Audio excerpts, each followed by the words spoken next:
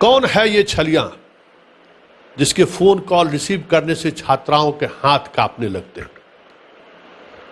कौन है वो आशिक मिजाज प्रोफेसर जिसके व्हाट्सएप मैसेज खोलने से छात्राओं को डर लगता है? कौन है वो बदमिजाज जो कहता है जिससे भी शिकायत करनी है कर, बगैर बिस्तर गर्म किए तू टॉप नहीं हो सकती? मैं कौन हूं पता है? मुझसे सरकार घबराती है। सरकार के जिस मंत्री के घर जाते हैं वो मुझे दरवाजे पर आते हैं रिसीव करने के लिए। मैं कौन हूं? मेरे बारे में और कुछ भी जानना है तो जान लो, मेरे लिए 24 घंटे राजभवन के द्वार खुले रहते हैं। जिसने भी मेरी बात ना मानी, चाहे वो कुलपति हो या प्रोफेसर हो, चुटकी बजाते ही उन्हें रुखसत कर सकते हैं। मैं कौन हूं ये जानना चाहते हो तो मेरा नाम अखिलेश कुमार है। जिससे जो भी शिकायत करनी है, मेरा कोई कुछ उखाड़ नहीं सकता है। देखिए वो प्रोफेसर कौन है और उस पर किनका बर्दाश्त प्राप्त है, दिखाते हैं इस पूरी स्टोरी में। जी हां, मैं बात कर रहा हूं ललित नारायण मिथिला विश्वविद्यालय के हिंदी विभाग के प्रोफेसर अखिलेश कुमार के बारे में, जिनके अश्लील हरकतों के कारण विश्वविद्यालय के हिंदी डिपार्टमेंट में पढ़ने वाली छात्राएं पिछले कई महीने से कॉलेज नहीं आ रही हैं। कॉलेज में पढ़ने वाली छात्राओं की शिकायत है कि प्रोफेसर साहब रात में 11 बजे के बाद न्यूड मैसेज करते हैं, अपना खुला हुआ शरीर की तस्वीर भेजते हैं, अश्लील मैसेज करते हैं और जवाब नहीं देने पर रात में ही फोन कॉल करके धमकी देते हैं कि तुझे पास करना है कि नहीं करना है। नोट्स देने के बहाने के लिए बुलाते रहते हैं घर रूम पे और बोलते हैं कि जो यहाँ आओगे तो मतलब देंगे नोट्स, लेकिन हम लोग कभी नहीं गए। कितना भी रात को भी मैसेज करते हैं, कॉल करते हैं, रिसीव नहीं भी करते हैं फिर भी मतलब कॉल करते हैं, इग्नोर करते हैं फिर भी मैसेज करते हैं। वो भी डर के मारे ना वॉइस कॉल करते हैं क्योंकि रिकॉर्डिंग हो जाएगा, इसलिए वो ऑडियो कॉल नहीं करते हैं। क्यों? बहुत चरित्रहीन है वो। रात में कॉल करने के पीछे क्या कारण क्या लगता है? कारण कुछ नहीं, बस यही मतलब करेगा तो मतलब पहले करते हैं वो कॉल पढ़ाई के लिए संबंधित, लेकिन बात फिर कुछ और, जो हम ऐसे हैं ये है वो है, फिर कुछ और टॉपिक पे चले जाता है। और अब सवाल है कितने रसूख वाले ये प्रोफेसर हैं कौन? और ऐसा नहीं है कि ये रसूख वाले सिर्फ कहने को हो, इन्होंने अपनी ताकत कई बार विश्वविद्यालय के प्रशासन को दिखा चुके हैं। ये 2009 बैच के बीपीएससी से कंपीट होकर प्रोफेसर बने हैं। इनकी पोस्टिंग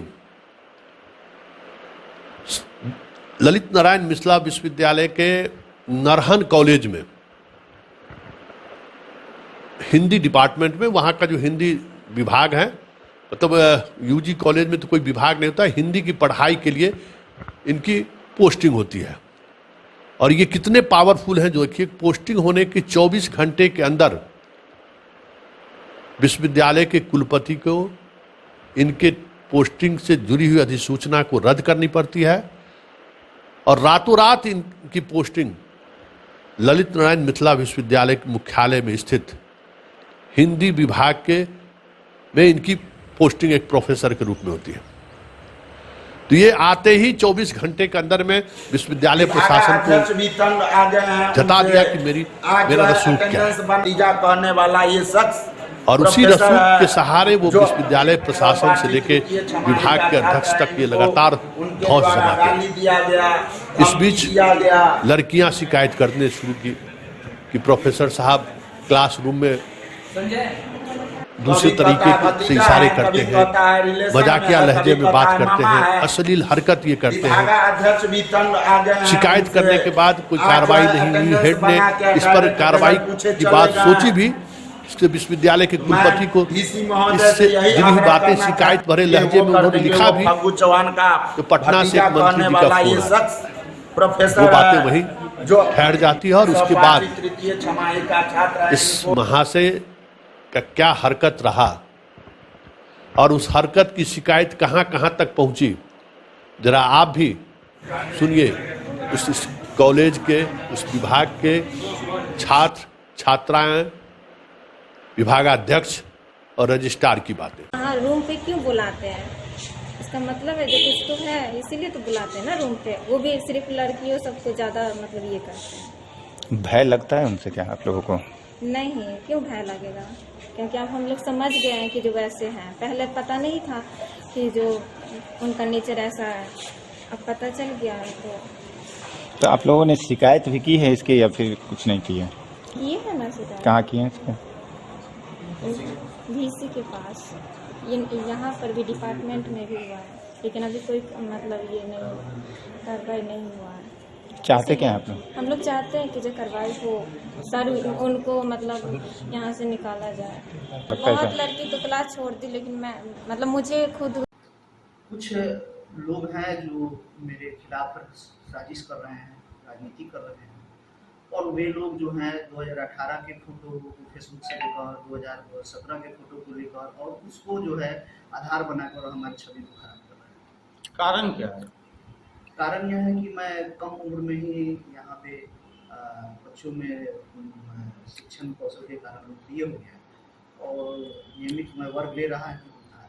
इधर मैं कुछ दिनों से डिस्टर्ब था और विश्वविद्यालय में था कुलपति महोदय के यहाँ, और मैं कुलपति महोदय के यहाँ अपनी समस्या रखने आया था। तब तक वे हमारे अध्यक्ष जी ने कहा दिया कि लिखकर भेज दिया कि वो विभाग में उपस्थित नहीं है, जबकि मैं शिक्षक जो है या तो लाइब्रेरी में रहता है या तो विश्वविद्यालय में नहीं रहता है, नहीं तो अपने विभाग में रहता है। ये हुआ। अगर ऐसी अगर शिक्षकों की बात की है तो हिंदी विभाग के एक शिक्षक पे आरोप लगा है, क्या कहेंगे उस पर?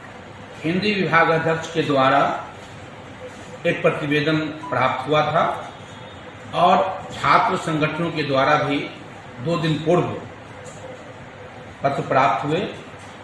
हमारे यहाँ ICC माने इंटरनल कंप्लेंट काउंसिल है, उसमें फॉरवर्ड कर दिया गया है। चूँकि उसमें एक लड़की से संबंधित मामला था, तो उसकी गहन जांच के लिए एक हमारे यहाँ सरकार के द्वारा निर्धारित काउंसिल बनी हुई है। इसमें महिलाएं शिक्षिकाएं इसकी सदस्य होती हैं, माननीय अपर कुलपति महोदया उसकी अध्यक्ष होती हैं। वो काउंसिल बना दिया गया है, उसमें रेफर कर। लेकिन सवाल यह है, आखिर इस प्रोफेसर साहब के ऊपर सरपरस्ती किनका है? पूरे इस खबर के दौरान कुछ तस्वीरें आपने देखी होगी, बिहार सरकार के कई मंत्री की तस्वीर आपने देखी होगी, राजभवन में किस अंदाज में इनका स्वागत होता है उससे जुड़ी हुई तस्वीरें आपने देखी होगी। तो आप समझ सकते हैं कि इनके ऊपर सरपरस्ती किनकी है। सिर्फ तस्वीर ही नहीं है, कई मौके पर विश्वविद्यालय प्रशासन को यह महसूस भी कराया गया है कि जनाब के साथ आपका रिश्ता मधुर रहे, नहीं तो आपको अपनी कुर्सी से रुखसत कर दिया जाएगा। ये स्थिति है बिहार के उच्च शिक्षा की, जहां कुछ भी हो सकता है।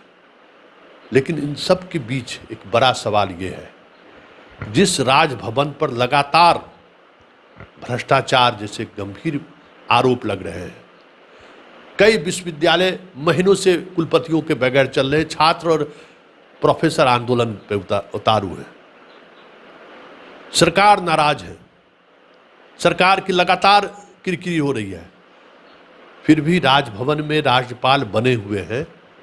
इसकी क्या वजह है?